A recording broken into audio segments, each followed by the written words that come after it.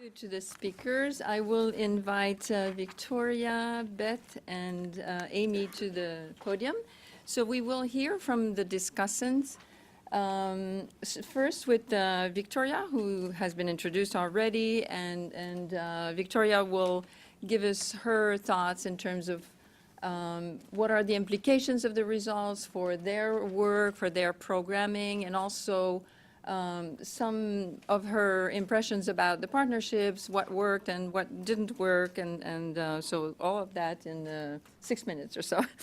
Amy Baker, I'm introducing Amy. We've been talking about GAC, and Amy is representing Global Affairs Canada. She is Director General of the Health and Nutrition Bureau, Global Issues and Development Branch at Global Affairs Canada. Thanks for coming from Ottawa.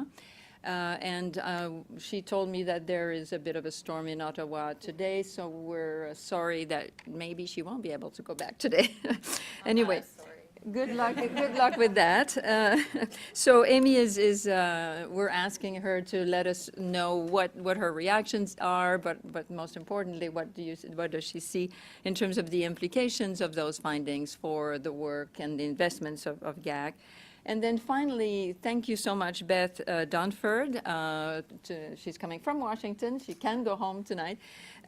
She's assistant to the USAID administrator and deputy coordinator for Feed the Future. The same question goes to Beth.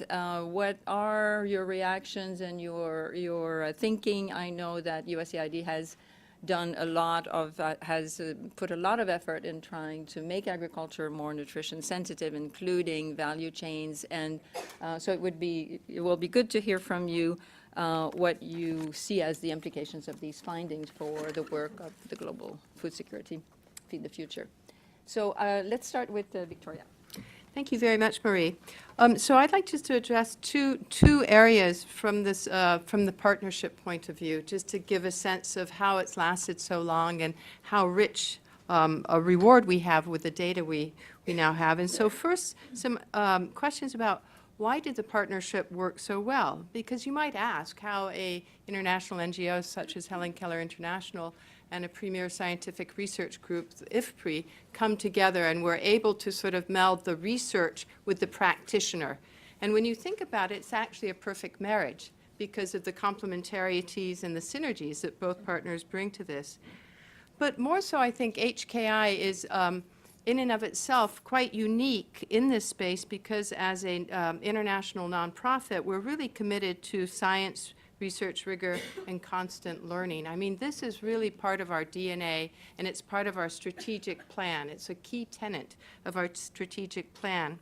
And we've had this relationship with IFPRI for just about a decade or so, and it's because we're working in a very similar space of agriculture and nutrition, and we both groups, I think, are committed to not just doing programs and finding out if you have an impact or not, but also trying to look inside the black box and understand sort of the implementation science and what aspects work, what aspects might not work. So I think that's been really important. We're both organizations are committed to this area called implementation science and program theory and sort of deconstructing what happens in these field programs at the community level so that you can start to track the program impacts.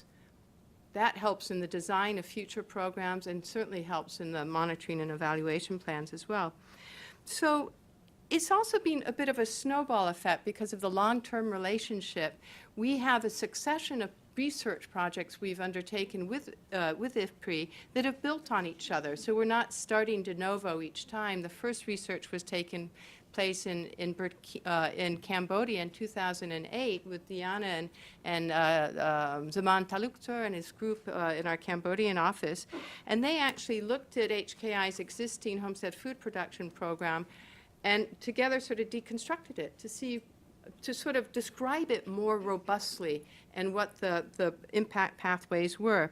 And the lessons learned from that piece of research, which have been published, have helped to inform our HFP, our Homestead Food Production Program, in other countries as well, in Nepal and other countries in Asia Pacific, and certainly the work taking place in West Africa.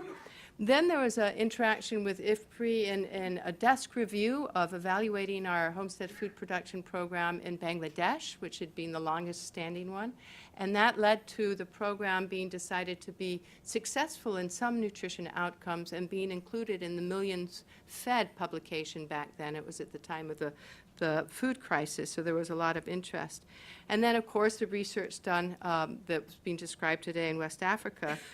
But there's been interaction building on the knowledge that we're generating together also in Nepal with the USAID-funded Suahara project and bringing in IFPRI at different points in time regarding sort of the implementation aspect of the program there, a multi-sectoral nutrition and agricultural program, and further research in the latest phase of it currently.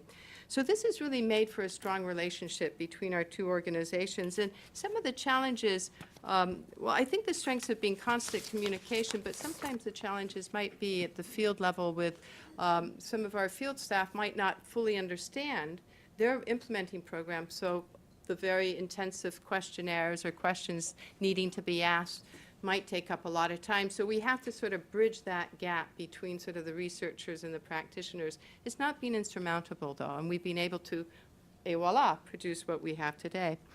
I'd also like to speak about some of what we've gained, because it's immense, and I have 1 minute and 41 seconds to say this, and it's not going to give it full justice. It's been an amazing partnership because of the snowball effect and building on the lessons learned. And we can say today, when we have our homestead food production programs and using program theory and implementation science and deconstructing and reconstructing the programs in terms of the impact pathways, we now can say with an HKI, when we design a new program, we have to design it in this sort of way, adapt it to the local conditions, but we know the design is much more robust using PIPs, Program Impact Pathways.